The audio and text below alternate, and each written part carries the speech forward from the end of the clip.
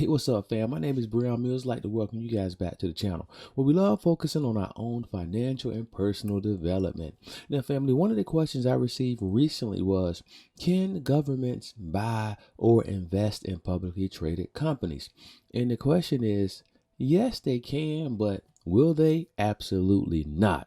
Now, I know you guys remember back in 2007, 2008, when we had the housing crash, and when we end up bailing out a lot of the banks, we end up bailing out a lot of the automotive companies, Chrysler and GM.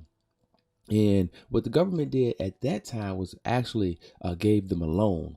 And these public companies, they really tried to pay back those loans as quickly as possible, because you don't want the government meddling in they didn't want the government meddling in their business. Okay. And so I have a few reasons why the government will not invest in publicly traded companies. All right. Now, the government shouldn't take risks with taxpayer money.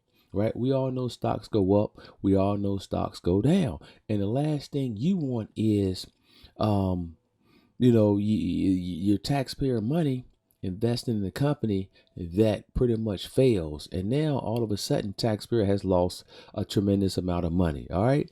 Next, now, the government, if they purchase stocks, that can lead to the possible, takeover of that private business, right? And economies that are dominated by, state controlled companies, they tend not to function according to market principles, and they breed inefficiency and corruption, right? So we don't want to be investing our taxes into companies that could possibly be corrupted. All right. Also, this is the last one.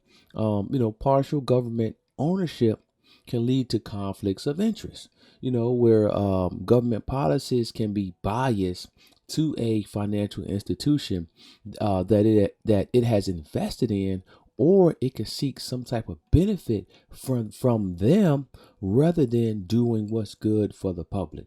All right. So again, those are a few reasons why governments or the taxpayers, voters, will not be happy if the government ever took the opportunity to invest in a publicly traded company.